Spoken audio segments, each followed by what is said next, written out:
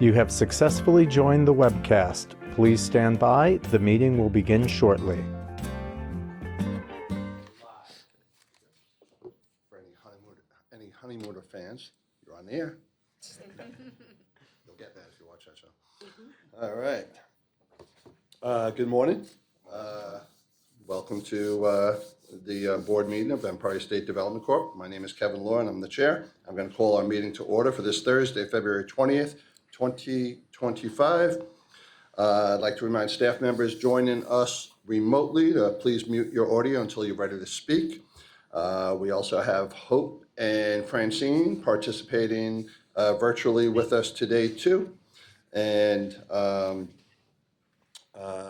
let's see, what do I always say? We invited the public to the meeting today, but I do not believe we have any members from the public with us. Correct. Am I wrong?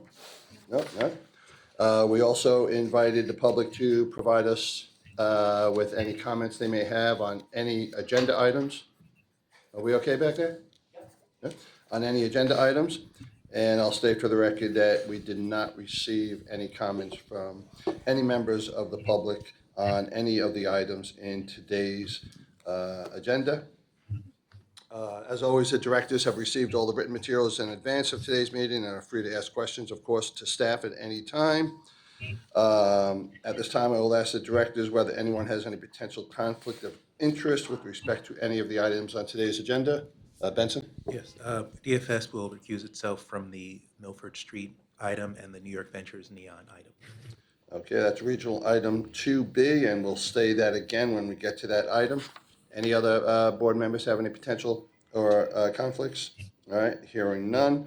And before we get to the first item on the agenda, as I always like to do, especially since there's always one or two new faces, I'd like to go around the room. First, I'll ask the board members to identify themselves so I can recognize a quorum, and then I'll ask the senior staff to identify themselves. So, Michael Rosen, member of the board.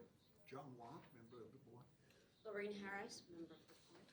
Benson Martin, designee, DFS. Francine? Francine and Hope joining us remotely. So we certainly have a quorum. And starting with Kevin Eunice, if we could go around the room and everybody just introduce themselves. Morning, Kevin Eunice, COO with ESD. Noah Raymond, chief of staff. Arden Sokolow, EVP Real Estate.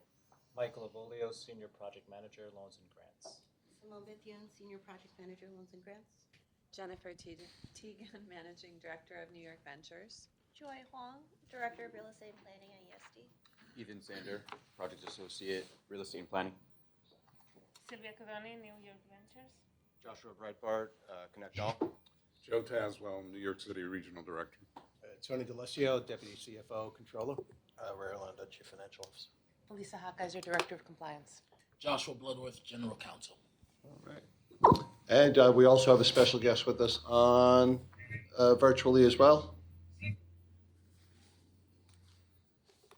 Hi, everyone. Allison Kabir. Good. And we're going to hear from you shortly with our spotlight presentation. All right. So thank you for the rest of the staff who are with us here today and helping us always in preparation for these board meetings.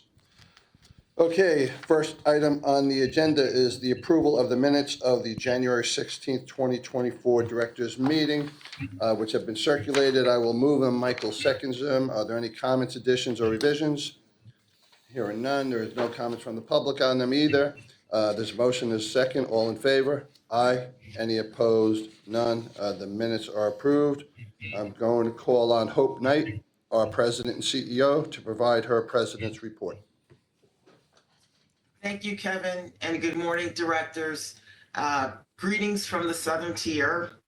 I've spent a lot of time over the last month traveling throughout the state to spread the word about Governor Hochul's economic development agenda for the coming year.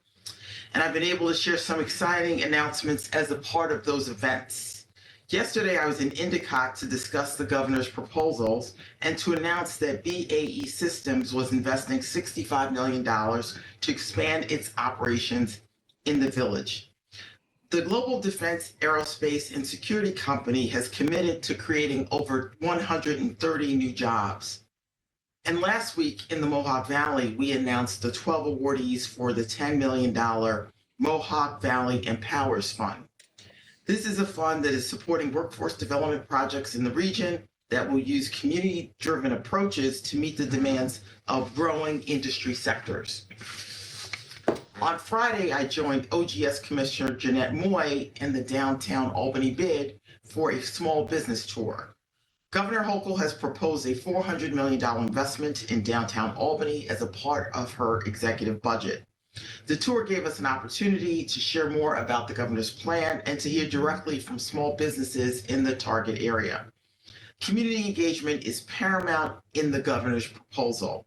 The goal is that this once-in-a-lifetime investment not only revitalizes the city, but also reflects the needs and priorities of the people who live, work, and visit downtown Albany. Finally, I was excited to join Governor Hochul for two recent announcements. In late January, the governor announced more than $100 million had been awarded to support projects in pro-housing communities across New York State. These were awarded through the Regional Council Initiative. And this month, Governor Hochul announced that the Capital Region, Mohawk Valley, and Finger Lakes were chosen as the 3 on-ramp locations. The $200 million on-ramp program was first introduced by the governor last year and expands on our workforce development efforts. These locations join Central New York, where Syracuse has been chosen as the program's flagship location. Together, they will create a network of high-impact centers to connect New Yorkers with careers in advanced manufacturing. So in closing, the ESD team has been very busy. Together, we're working to build a stronger and more affordable state that delivers results for all New Yorkers. Thank you, and that concludes my report. Thank you, Hope. Any board members have any questions for Hope? All right. Hearing none, thank you, and we will move on. Next up, we have a corporate action item, and Christy Schwebke, Economic Development Program Specialist for Strategic Business Division, has an item for our consideration. Good morning. Thank you, Kevin, Hope, and Board of Directors. We are requesting the Director's authorization to amend program guidelines and take related actions relative to the Fast New York Shovel Ready Grant Program. Just for quick context, the program was created in 2022 to provide grants for pre-development activities and infrastructure investments to develop sites that will attract targeted industries to New York State in order to increase New York's attractiveness to large employers and optimize their speed to market. For today's board action, there are 2 amendments to the program guidelines that we are proposing. The first allows for expanded funding opportunities for pre-development grants where a certain number of acreage exists or a large power user exists. These are both rare circumstances that we find across the state, and we want to allow for applicants in these scenarios to apply for up to $1 million to complete the pre-development work needed at their site. The second amendment is being requested for capital infrastructure improvement projects to allow for acquisition of real property as an eligible use of grant funds. This will allow sites the opportunity to reasonably move forward with shovel readiness efforts prior to purchasing land that they otherwise may not be able to obtain financially. And with that, thank you. And with that, I will take any questions. All right, thank you, Christy. Again, we're just amending the guidelines that already exist and that we've already approved to address those 2 items that Christy shared. Do any board members have any questions on that? All right, hearing none. I will move it. John seconds it. There are no comments from the public. All in favor? Aye. Any opposed? None.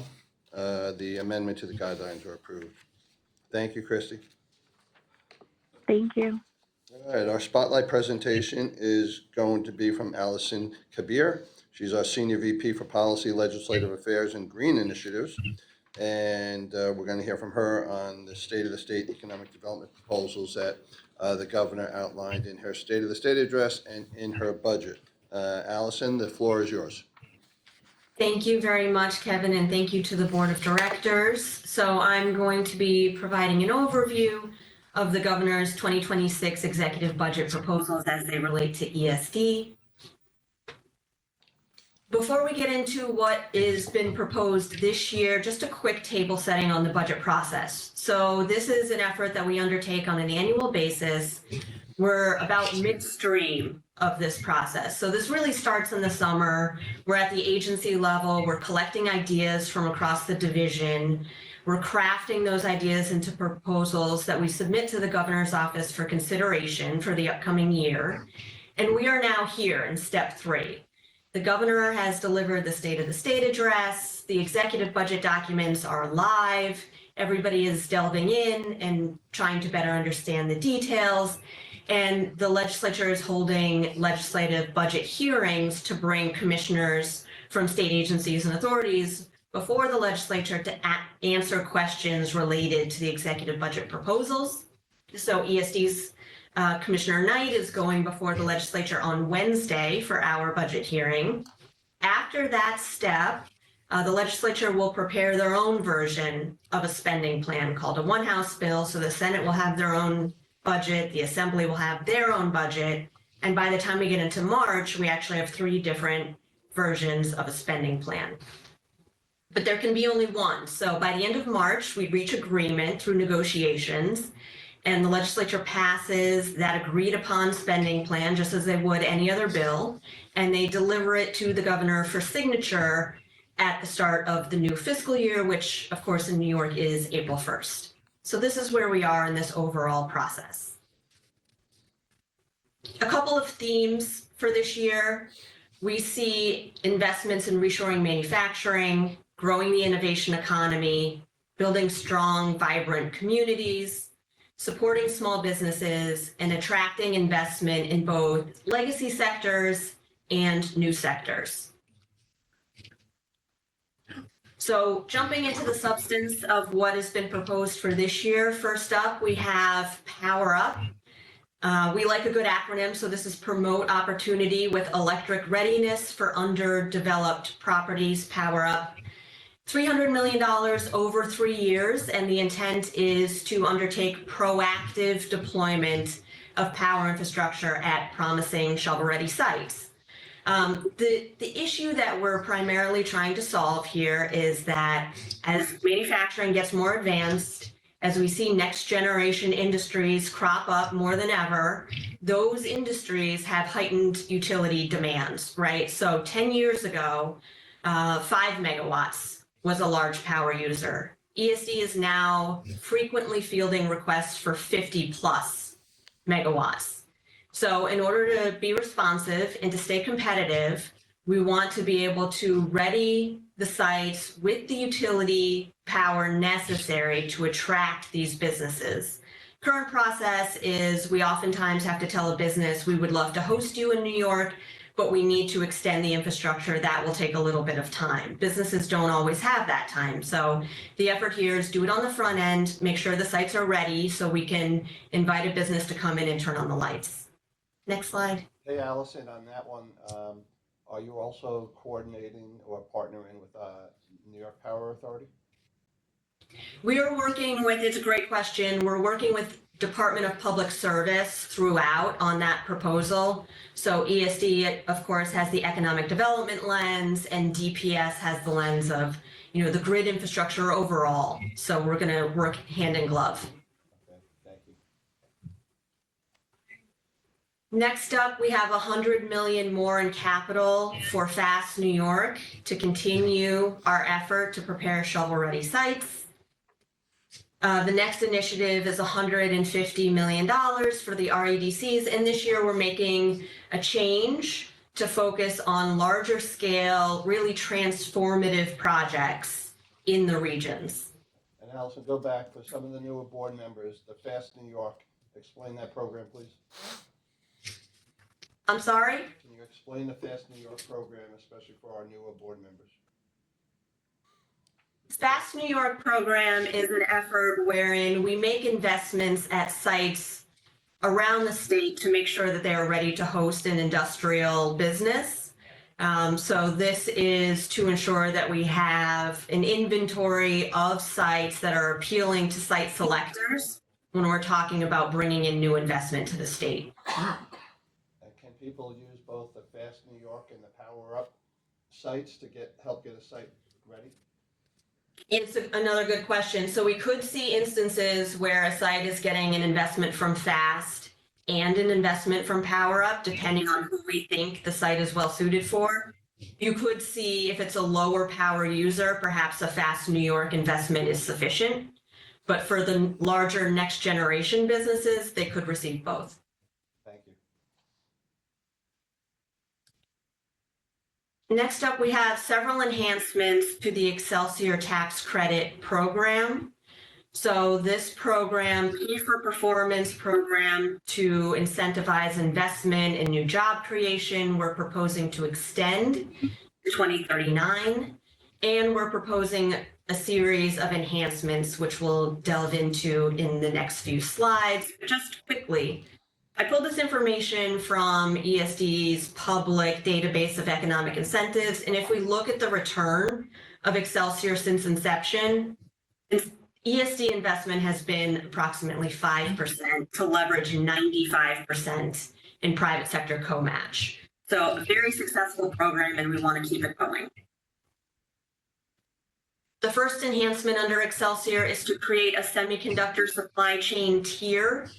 So we're seeing, of course, in the wake of Micron, there are a lot of supply chain businesses interested in being in the area, but they don't necessarily need to locate in New York to serve Micron. We also are cognizant of the fact that other states have similar programs to attract supply chain partners, and New York should be competitively situated and have our own program to really root supply chain investment here. So this would be enhanced benefits for those supply chain businesses. Wait, go back one. Thank you. The next one is semiconductor R&D program. The effort here is to attract large-scale R&D investment in the semiconductor space. So we're seeing semiconductor businesses make very large investments into R&D to stay on the cutting edge. And what we want to do is capture that investment here. So this is a 15% credit on the capital investment of an R&D facility valued at 100 million plus in cost. So we want to make sure that we're creating an ecosystem, right? We're trying to root the supply chain here. We're trying to root the innovation here. And as we get into the next slide, we're also trying to root the workforce development activities here. So this next piece is $20 million structured as a tax credit for workforce development in the semiconductor and advanced manufacturing spaces. This will cover training, it'll cover wages, it'll cover wraparound services for new workers hired by semiconductor firms and advanced manufacturing firms. So for semi firms that can receive up to $5 million, for advanced manufacturers, they can receive up to $1 million. And the differential is related to the increased costs that semiconductor training usually takes. You know, we're often talking about training on equipment that is $100 million or more. So we structured the program to be responsive in that way. Hey, Allison, take a break again. I don't know, Hope or Kevin, if this is for you. Given sort of the head spinning changes that come out of Washington on a daily basis, I'm hearing that there's also going to be movements to eliminate or drastically cut CHIPS funding and all the things that New York State and Governor Hochul has done for CHIPS and all the things that she has proposed. If we haven't done so already, I think we need to arm our New York State delegation, both Republicans and Democrats and our two senators, with, we're not just looking for handouts from Washington. The state is fully committed in this area, and we've already done this and that, and the governor has proposed, these things as well. And just a suggestion. Yeah. Thank you. Thank you. The next program is an enhancement of an existing tax credit. It's called the Empire Jobs Retention Program, $30 million per year. And the intent is to support businesses that are impacted by a storm. So we're expanding the program to be more responsive to the types of storms that we're seeing and to just reduce the barriers to entry. The current program has some strict limitations on who is eligible, so we're proposing to remove those and just make it easier for businesses to receive support after a disaster.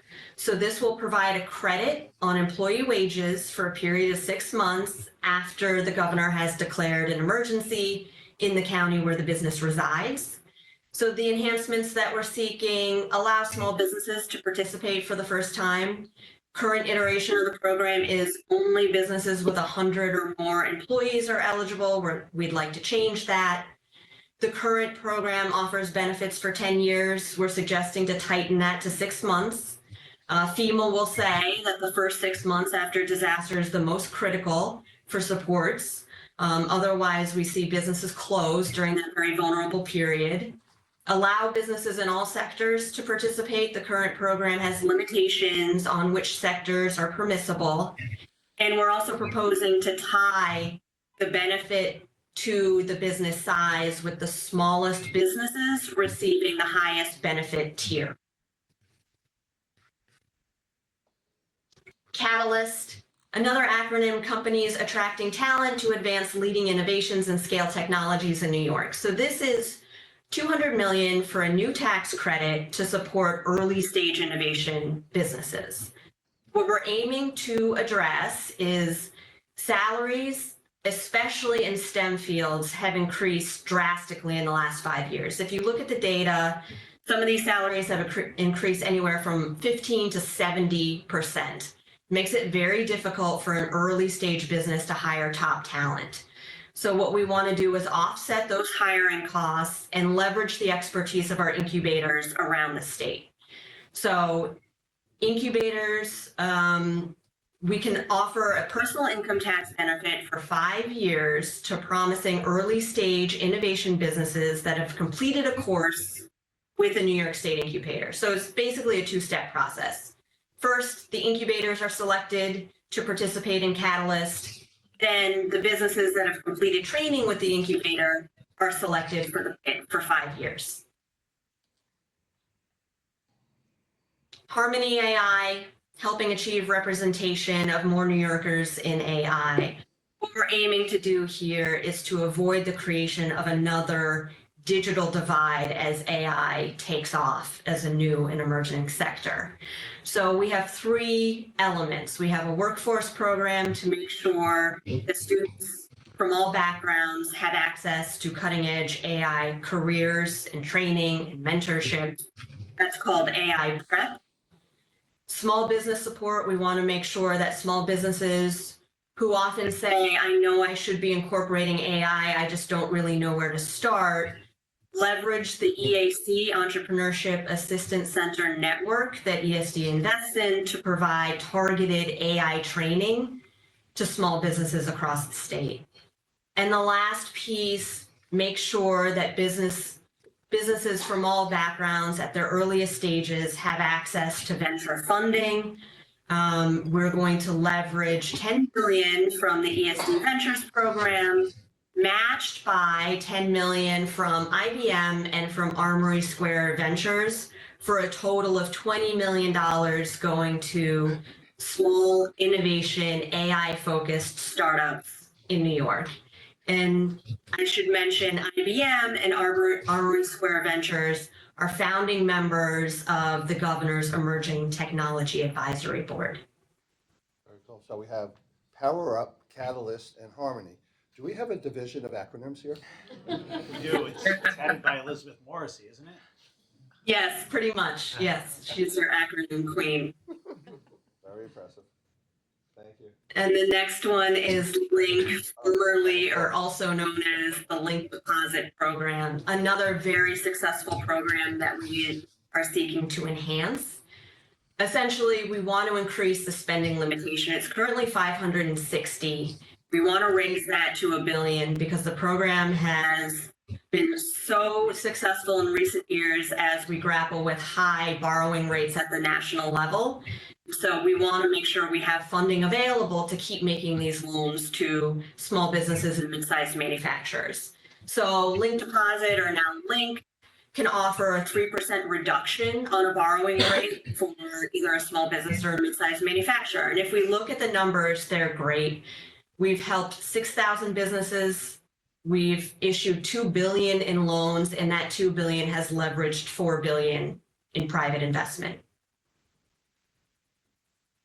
And as the commissioner mentioned, an Albany plan, and as the governor has been saying, through this plan, for the first time in the city's long history, Albany will have a true partner in New York State. This is $400 million for community development investments to revitalize downtown Albany. Within that 400, there's funding to revitalize the New York State Museum. There's $200 million to be invested in projects across downtown.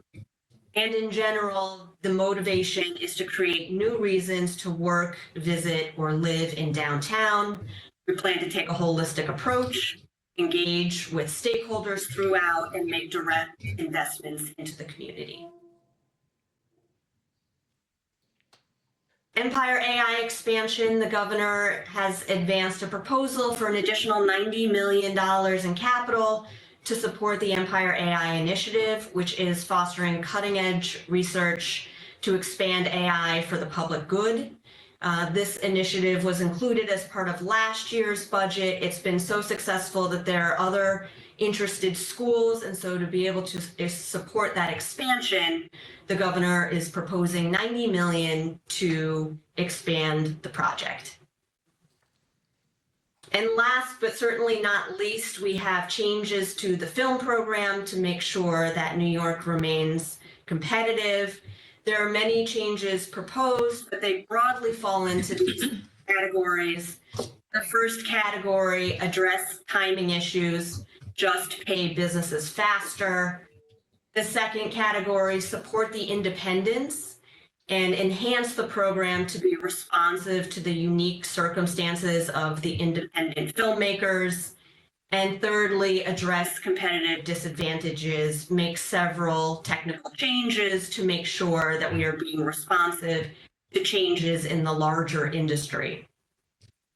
I'm happy to take any questions, and thank you again to the board for the time.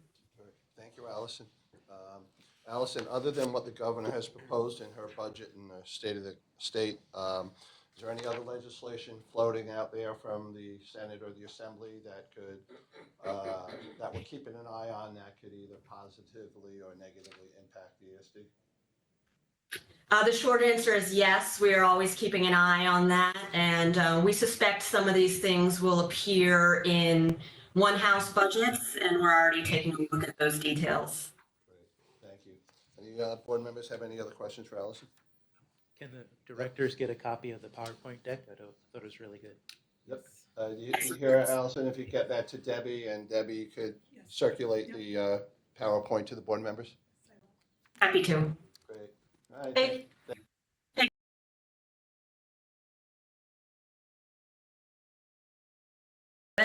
Yes?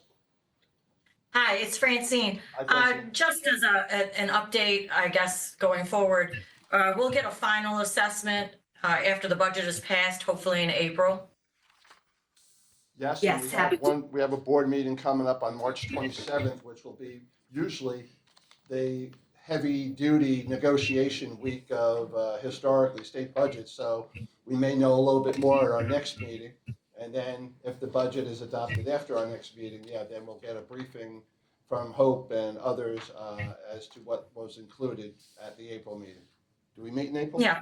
No, or the May meeting. Thanks, Francine. Thank you. All right, thanks again, Allison. All right, let's continue now with the agenda. We're going to go to the projects, and we're going to start, as we always do, in Western New York. Karen Utz, our Regional Director for ESD's Western New York region, has an item for us. Good morning. Thank you, Chairman Law. The directors are requested to approve a $519,448 grant to S. St. George Enterprises, Inc. from round 11 regional capital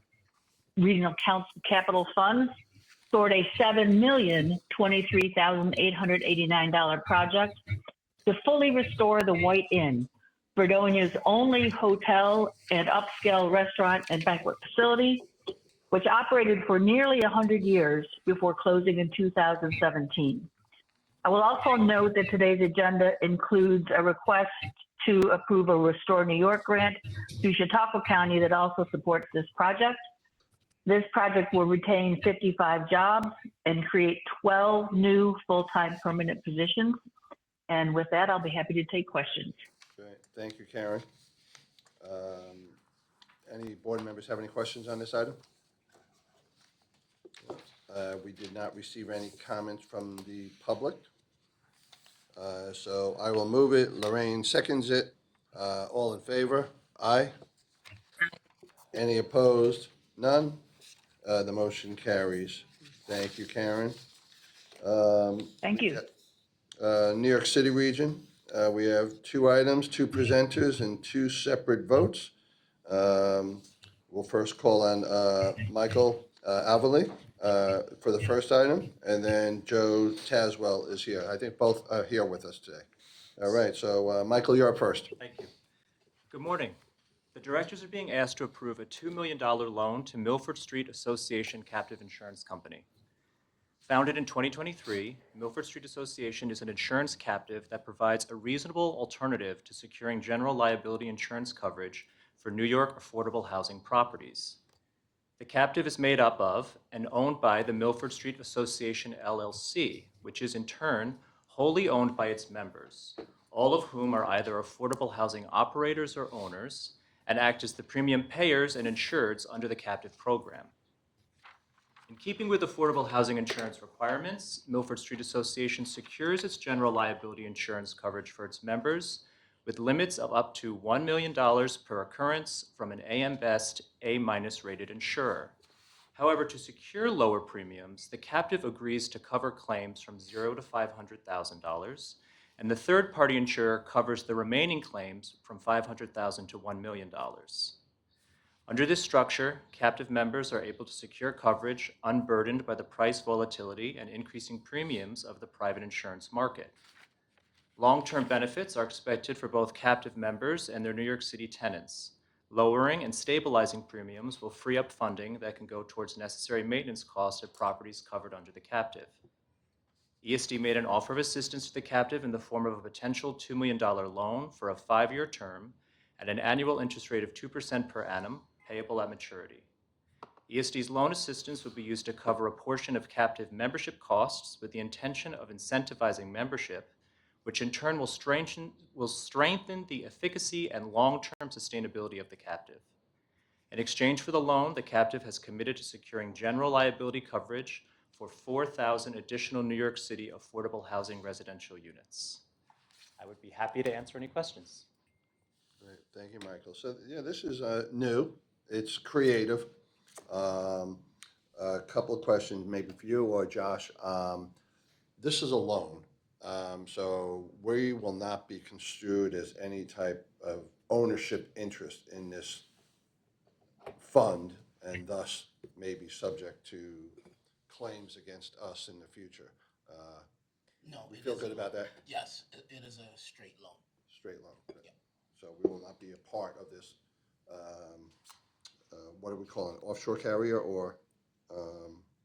Captive. Captive. Yeah, no, Captive. we will have no equity interest or ownership interest in it. Got it, very good.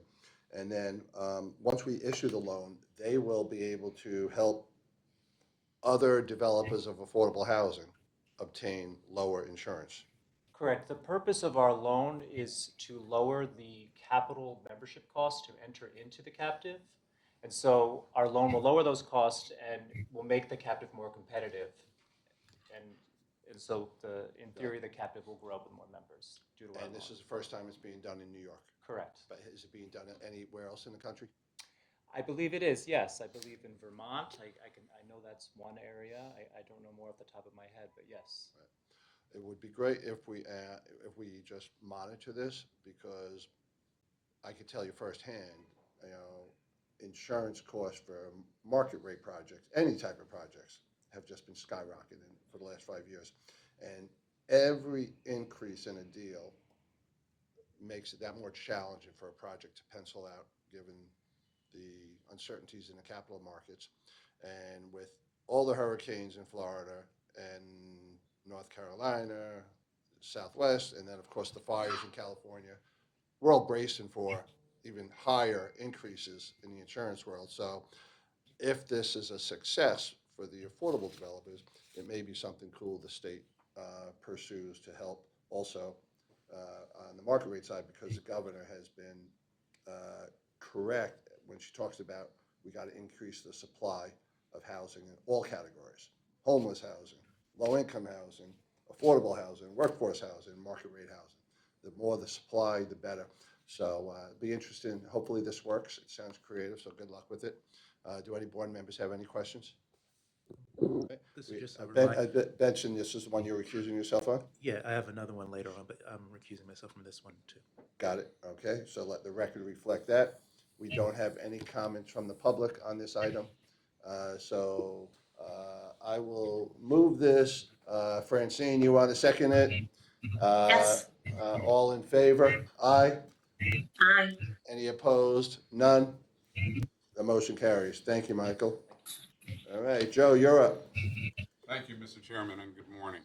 This is a request for the approval of a regional council capital grant of $3,544,000 to the Studio Museum in Harlem, a nonprofit art museum that, since 1968, has been a nexus for artists of African descent locally, nationally, and internationally, and for work that has been inspired and influenced by Black culture.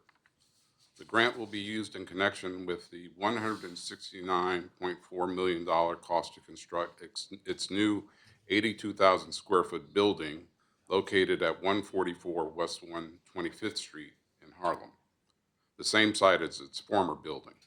The expanded facility will elevate the Studio Museum's offerings to students, artists, and the Harlem community, and is expected to attract over 300,000 visitors annually, a six-fold increase from its prior building.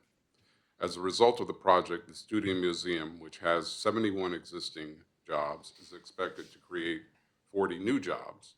In addition, 1,600 construction workers were employed during construction.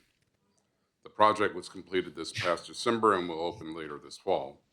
The project was designated as a priority by the New York City Regional Council in REDC Round 8 and is in alignment with the state and regional strategies in support of placemaking, downtown revitalization, and workforce development. I'm happy to take any questions. Anybody have any questions for Joe? All right, we don't have any comments from the public. I will move it. Benson seconds it. All in favor? Aye. Any opposed? None. The motion carries. All right, Simone Bethune, our senior project manager and coordinator. Somebody question? No? Simone Bethune, our senior project manager and coordinator of projects for loans and grants, has some items for us. Thank you. We're seeking director's approval for around $1.1 million Restore New York grant to the town of Orleans in the North Country region. The town will use funding to renovate a vacant 9,240 square foot building constructed in the late 1800s into a modern mixed-use building containing 4,620 square feet of commercial space and 4 market-rate apartment units. Construction began in April 2024 and will complete in March 2025. The town will contribute approximately $300,000 in equity to the $3.2 million project.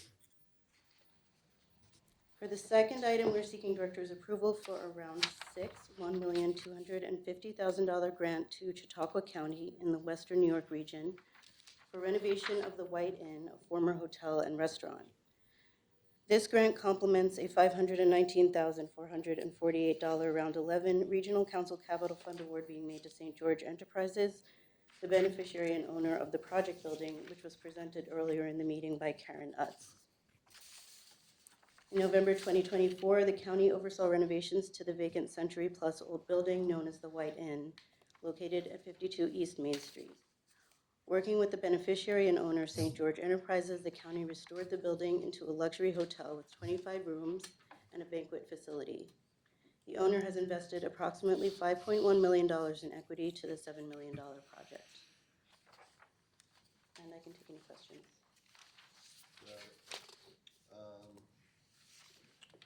Simone, I thought Karen called it the St. George's Hotel, and this is, you're calling it the White Inn. Is one the old name and one the new name? Right, the White Inn is the original. The new name? The vacant building. The that we vacant were- one. Oh, and then it'll become St. George's. Right. Got it, thanks. Anybody have any questions for Simone? We have no comments from the public on these two items either, so I will move it. Hope seconds it. All in favor? Aye. Any opposed? None. The motion carries. Simone, continue with at the direction of projects. Thank you. At the direction of grants, refer to those commitments listed in the New York State budget that enhance the state's communities through cultural, educational, research and development, and civic organizations. These projects originate from the governor or the New York State Assembly or Senate, and ESD is named to administer the funding. ESD does not select the recipients of funding. For the first item, we're seeking director's modification of a previously approved grant to the Hip Hop Museum for the first museum in the world dedicated to the preservation and celebration of hip hop history and culture. On November 16, 2023, ESD's Board of Directors approved $11 million to be funded from the Special Capital Appropriation Fund at the direction of the Executive Chamber. The board is now being asked to modify the previous project plan to include an additional $10 million fiscal year 2024-25 special capital appropriation, also being made available at the direction of the Executive Chamber for a total award to the museum of $21 million. The Hip Hop Museum will build a 52,000 square foot state-of-the-art cultural institution occupying the first two floors of Bronx Point, an expansive mixed-use development spanning approximately 530,000 square feet along the Harlem River waterfront, which will include 540 units of permanently affordable housing and 2.8 acres of open space. The initial design work has commenced and construction is slated to begin in Q2 of 2025, with the project expected to be fully complete in Q3 2026.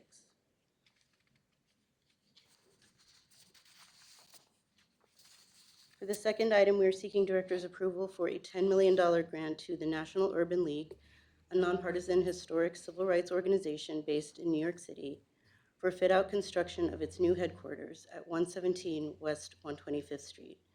Funding was made available at the direction of the Executive Chamber in fiscal year 2018-2019 from the New York Works Economic Development Fund. Founded officially in 1920, the National Urban League is the oldest and largest community-based organization of its kind in the nation, dedicated to economic empowerment, equality, and social justice. This project is part of a wider mixed-use development at the site, which once complete will include National Urban League's new headquarters, a civil rights museum, a conference center, retail space, and 114 units of housing, 100% of which would be affordable. Groundbreaking for the $41 million construction began in 2021. National Urban League's headquarters will complete fit-out in March 2025, and the headquarters are set to open in June 2025.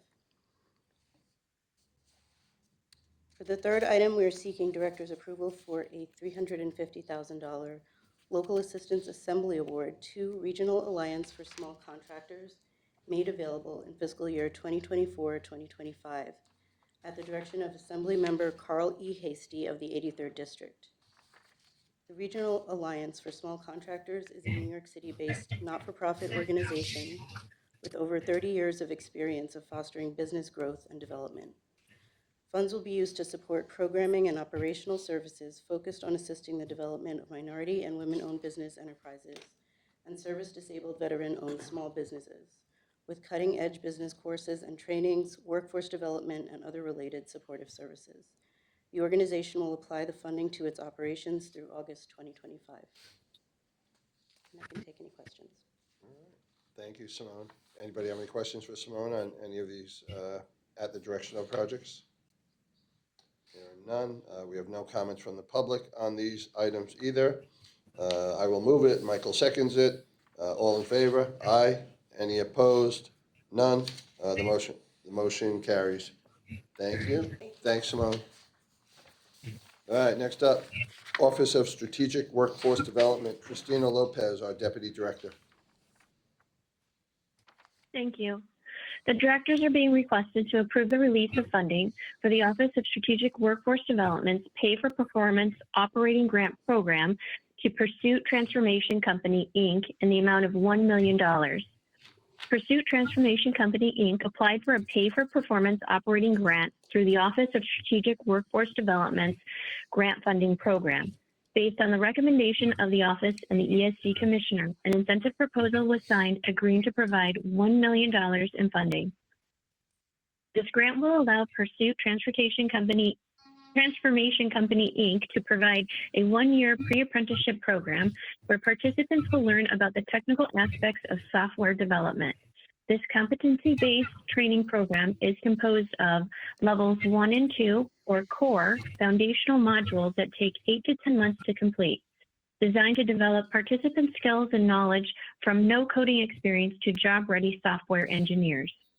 Level 3, or the Employment Accelerator, is a final module that shifts focus to securing a first job as a software engineer.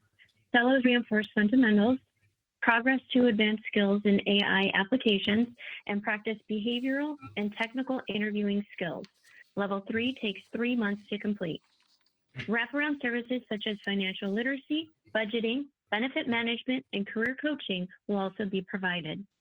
We are recommending that the board authorize the release of funds for Pursuit Transformation Company, Inc. to carry out this project. I'm happy to answer any questions. Thank you, Christina. Any questions? None. No comments from the public. I will move it. John Wayne seconds it. All in favor? Aye. Any opposed? None. Motion carries. Thank you, Christina. All right, we have Josh Breitbart. He's here with us today. He's our Senior VP for Connect All.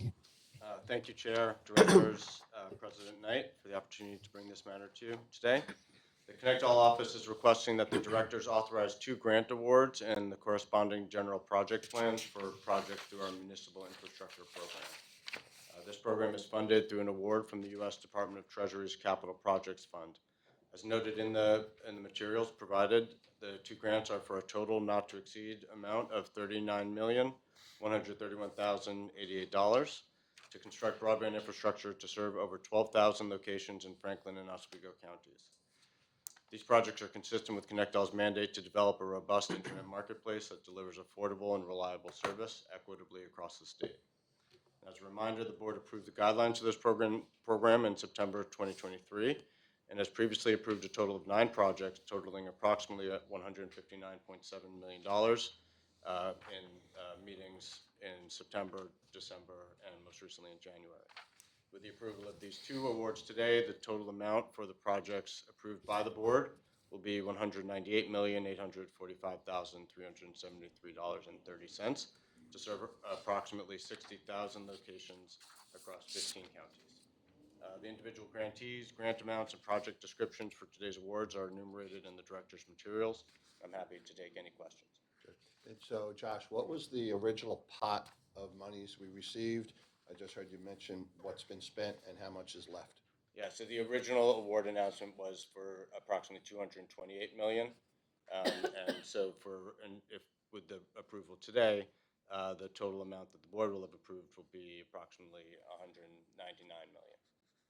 About 30 or so left. Yeah, so we continue to work through projects that have been submitted and opportunities to continue the program.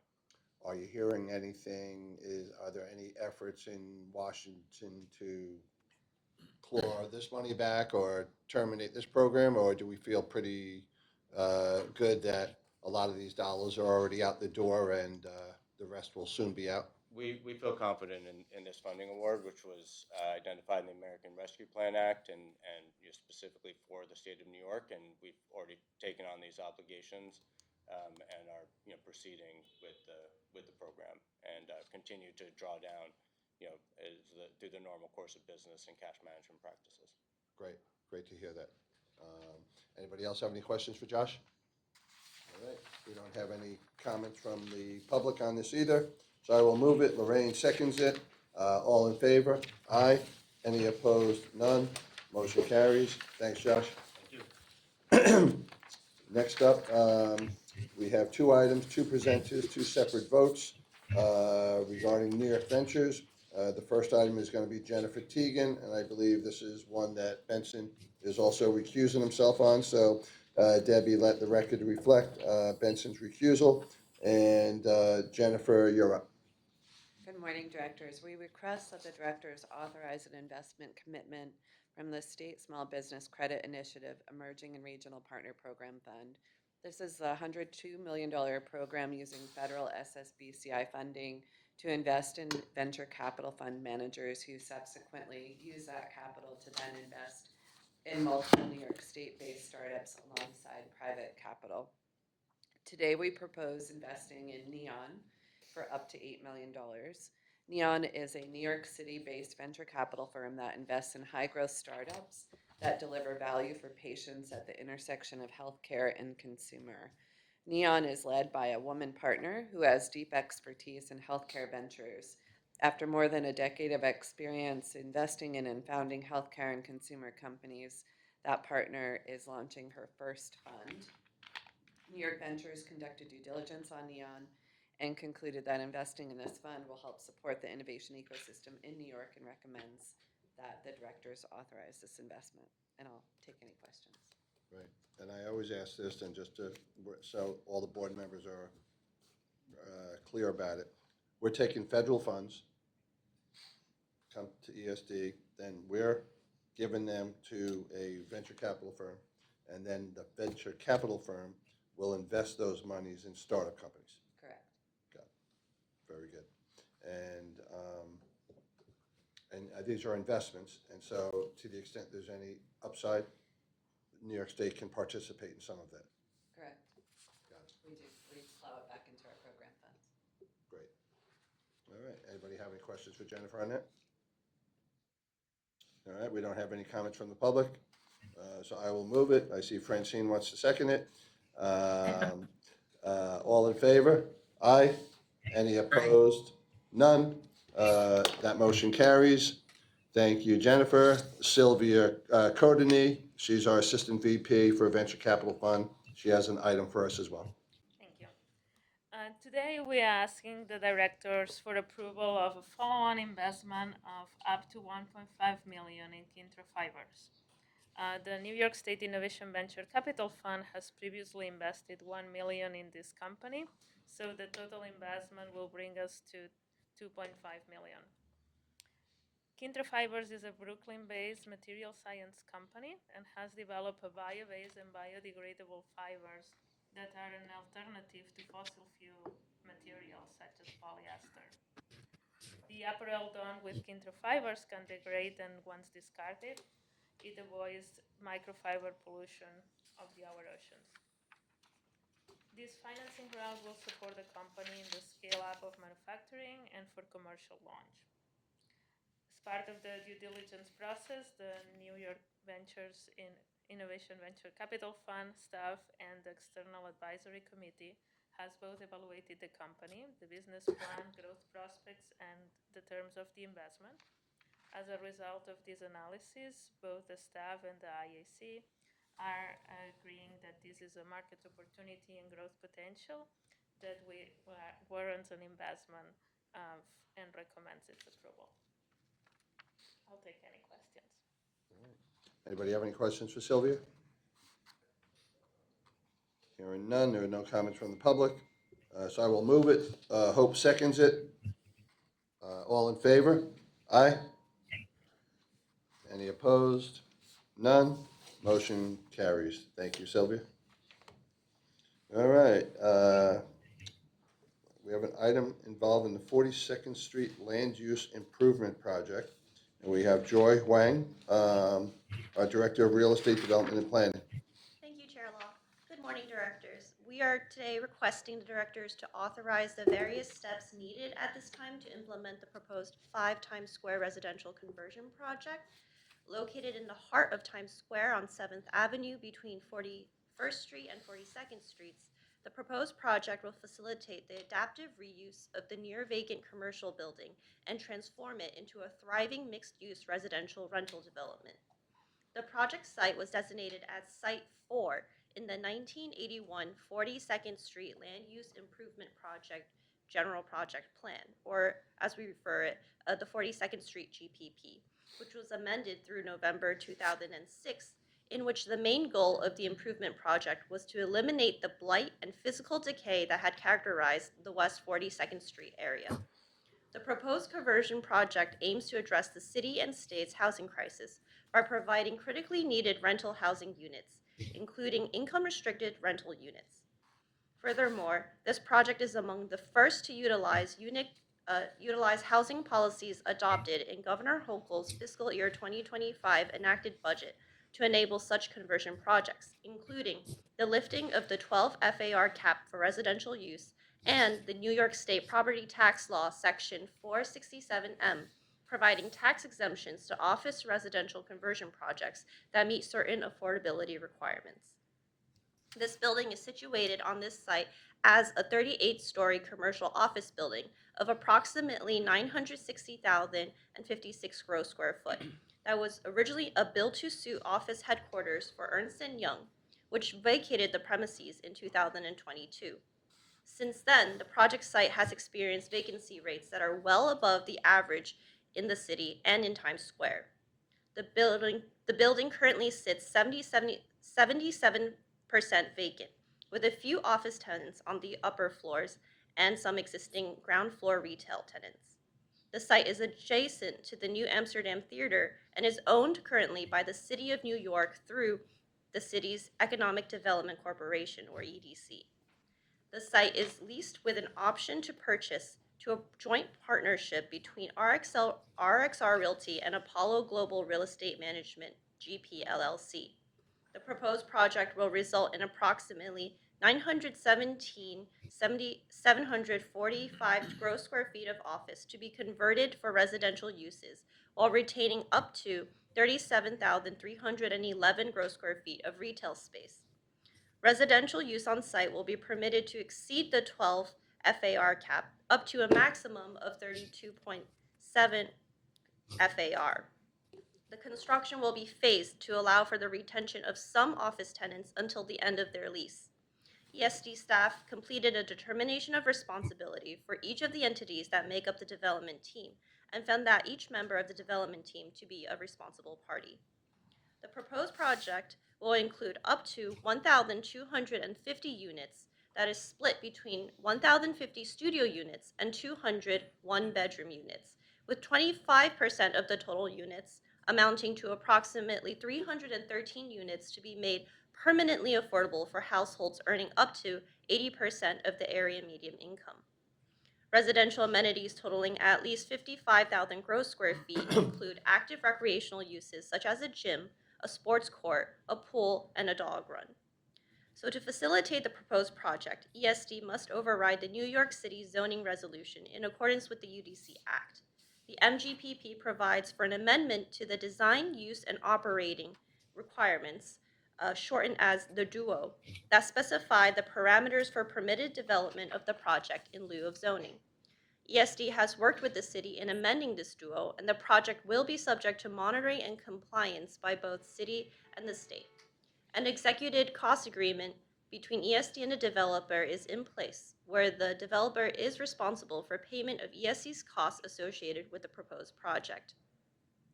Both the city and the state, through the Economic Development Corporation, have worked together to coordinate the necessary obligations that govern the site. It is anticipated that the developer will exercise the option to purchase the site prior to commencement of construction. All restrictive covenants, including the theater surcharge that accompanies the site, will continue to persist following the conversion. The city intends to approve the draft DUO amendment and would record or cause to be recorded an instrument setting forth the final version, as well as record an instrument against the multiple dwelling lot providing light and air for dwelling units in the proposed project. Additionally, ESD, the city, and the developer intends to enter into a binding agreement termed the redevelopment agreement to require the proposed project to comply with the final version of the draft DUO amendment and other matters such as affordability requirements set forth in this MGPP and ESD's non-discrimination policy. ESD and its consultants have prepared an environmental assessment of the proposed project under the State Environmental Quality Review Act, which concluded that the project will not result in any significant adverse impacts to the environment. Following the director's adoption of the MGPP, ESD shall conduct a public hearing in accordance with the UDC Act to inform the public about the proposed project and to receive and consider public comments.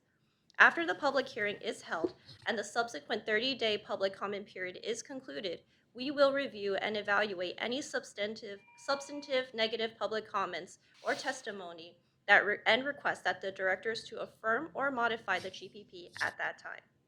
Today, we seek the director's approval to adopt statutory findings for the project as a land use improvement under the UDC Act, adopt the proposed amendments to the general project plan, make a determination of no significant effect on the environment under the State Environmental Quality Review Act, authorize a public hearing under Sections 6 and 10 of the UDC Act, authorization to execute redevelopment agreement, and to authorize all related actions.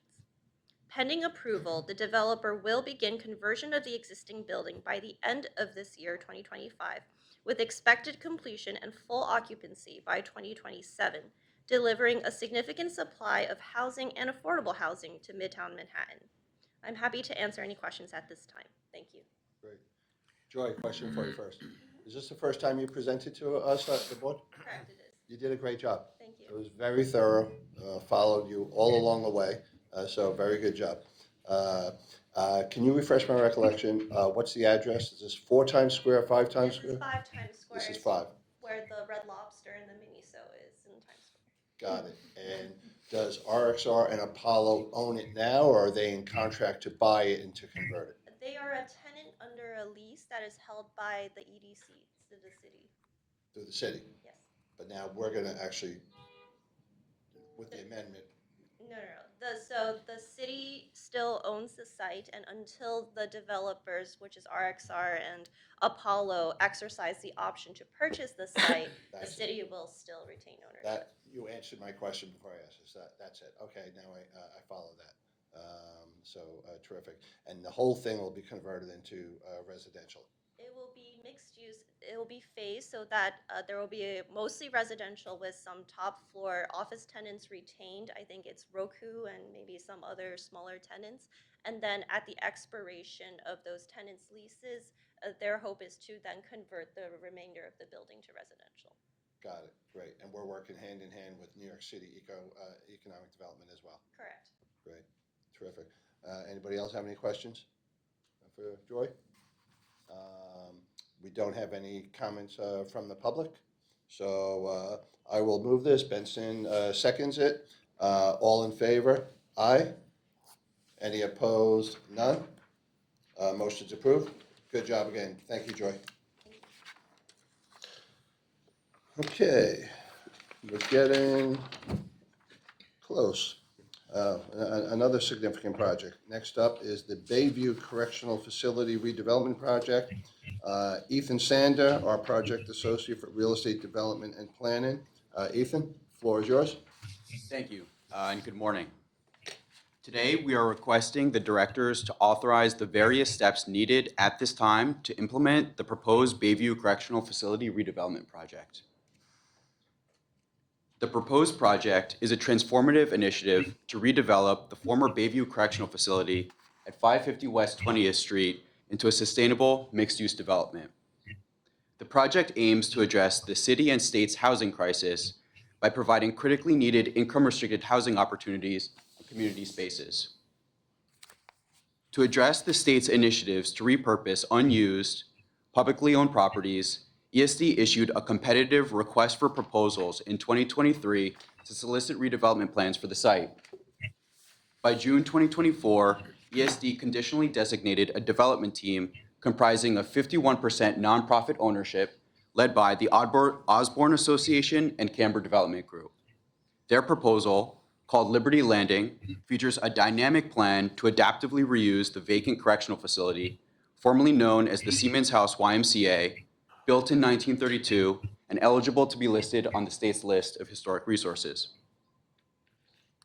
The plan includes up to 147 income-restricted units and ground floor community space in a 15-story, 150,000 square foot building.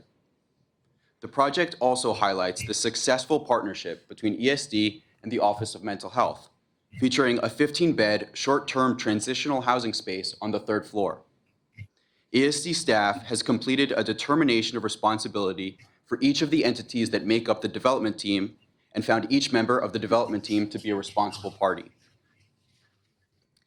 The proposed project will include up to 147 units with approximately 108 studio, 21 one-bedroom, and 17 two-bedroom apartments, approximately 20,000 square feet of community facility spaces, the adaptive reuse of culturally significant aspects of the existing structure, and significant economic benefits for Chelsea, creating approximately 230 direct and 460 indirect construction-related jobs. To facilitate the project, ESD must override the New York City zoning resolution in accordance with the UDC Act.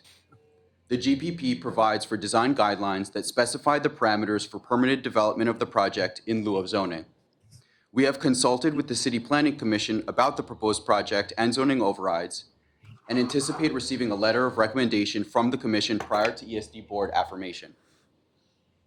As explained in the GPP, ESD will convey the project site to the developer for no cash consideration. ESD is not financing the project, but financing is anticipated to be provided from both private and public sources. ESD and its consultants have prepared an environmental assessment of the project under the State Environmental Quality Review Act, which concluded that the project will not result in any significant adverse impacts to the environment. Following the director's adoption of the GPP, ESD is legally required to conduct a public hearing to inform the public about the proposed project and to receive and consider public comments. After the public hearing is held and the subsequent 30-day public comment period is concluded, we will review and evaluate any negative public comments and request that the directors affirm or modify the GPP at that time. Today, we seek the director's approval to adopt statutory findings for the project as a land use improvement under the UDC Act, adopt the proposed general project plan, make a determination of no significant effects on the environment under the State Environmental Quality Review Act, authorize a public hearing under Sections 6 and 10 of the UDC Act, and authorize all related actions. Pending approval, the developer will begin construction within 3 months of title transfer. The project is expected to be completed by 2028, delivering sustainable, income-restricted housing opportunities and community resources to Chelsea. I'll take your questions. Thanks. Thank you, Ethan.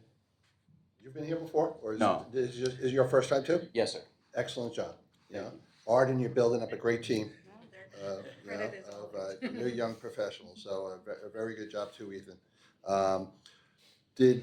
With the RFP that we put out for this, did we require the developer to do the adaptive reuse because of the historical significance, or did they suggest to us it'd be cheaper for them to demolish it and build new? No, it was a significant requirement of the RFP, and it was the reason for the selection, one of them. Very good. And the developer is a what'd you say, partnership. Osborne and who? Yeah, Osborne and the Camber Development Group partnership. Very good. All right. Anybody else have any questions for Ethan? All right. We don't have any comments from the public on this, so I will move it. Michael seconds it. All in favor? Aye. Any opposed? None. The motion carries. Good job, guys. All right. So we're now going to go to the administrative action items presented in summary format with Doug Janice, our Senior Counsel, Corporate and Real Estate. Doug? Thank you, Chairman Law, and good morning, Commissioners. As a reminder, in order to help streamline our board meetings, we implemented an oral summary presentation process, as the Chairman just described, for the administrative actions section of our agenda. So you received a full set of the written descriptive materials for each of these items in your board materials. But rather than having individual oral presentations made on each, I will provide a brief summary of the items. And then at the conclusion, we can entertain any questions or comments the directors may have before you vote.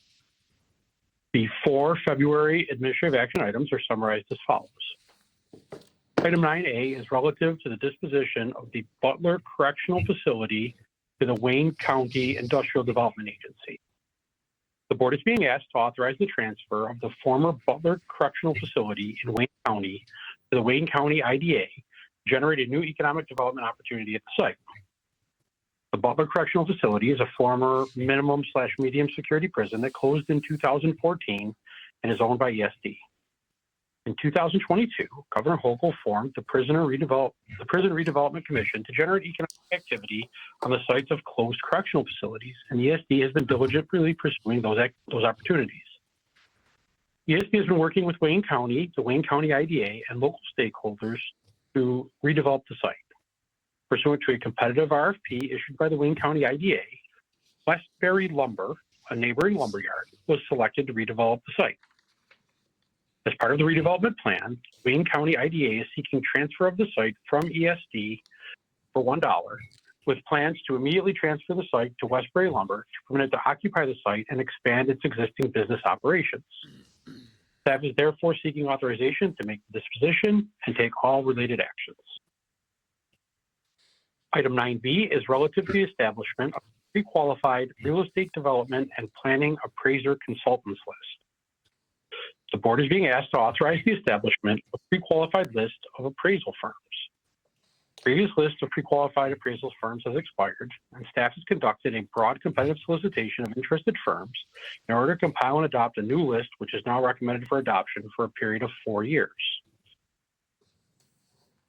Staff requested proposals from appraisal firms across the state and conducted a significant outreach initiative to ensure as many qualified firms as possible would respond. 11 firms ultimately responded to the solicitation and were evaluated by a review committee consisting of 4 ESD staff, including 1 attorney. Based on that review, staff is recommending the approval of the firms listed on the attachment to this item as pre-qualified appraisal firms for the corporation. Item 9C is relative to authorization to enter into a contract with Savoca Enterprises, Inc. for the New York State MWBE Business Growth Accelerator Program design and implementation for the Capital District and Mohawk Valley regions. The MWBE's division's business development has launched the 3rd edition of the New York State MWBE Business Growth Accelerator Program, or PGA 3.0, a $2 million initiative to empower 250 minority and women-owned business enterprises across 8 regions.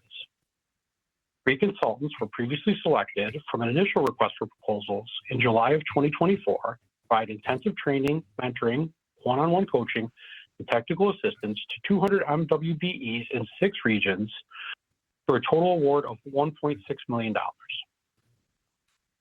Subsequently, a new RFP was issued to serve 50 MWBEs in the Capital District and Mohawk Valley regions, focusing on growth-oriented MWBEs in the construction services, construction consulting, and semiconductor fabrication construction trades. PGA 3 is a cornerstone of the division's commitment to drive economic growth, create jobs, and enhance MWBE participation in high-growth industries in New York State. The contract will have a term of 18 months and an amount not to exceed $400,000. And finally, item 9D is relative to authorization to amend the contract with STV Inc. to continue to provide environmental consulting services in connection with the Kingsborough Psychiatric Center mixed-use project. This request is for authorization to amend the contract with the firm STV Inc. to continue to provide environmental consulting services in compliance with the State Environmental Quality Review Act, SECRA, in connection with the Kingsborough mixed-use project. The contract will be extended by 12 months through November 2025, at an additional cost of $97,089, including contingencies, bringing the total contract amount to $1,836,906, which will continue to be funded from the impressed account by the project developer, funded by the project developer. Sorry. With that, I will now turn it back to our chair, who will call for any questions or comments you may have on any of these items before calling for a vote. And we also have item-related staff on the line today to take any questions. Thank you. Thank you, Doug.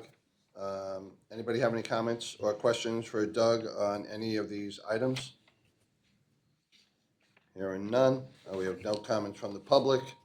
So I will move it. John Wong seconds it. All in favor? Aye. Any opposed? None. The motion carries. That concludes our official business for our February meeting. Does any board member have any other business they'd like to raise at this time? Hearing none. Our next meeting is going to be Thursday, March 27th. And remember, that's the fourth Thursday of the month, not the third Thursday of the month. So we'll meet on the 27th here. And that concludes our business for today. I will move to adjourn. Lorraine seconds it. All in favor? Aye. We're adjourned. Thank you very much. Thank you, Kevin. Thank you.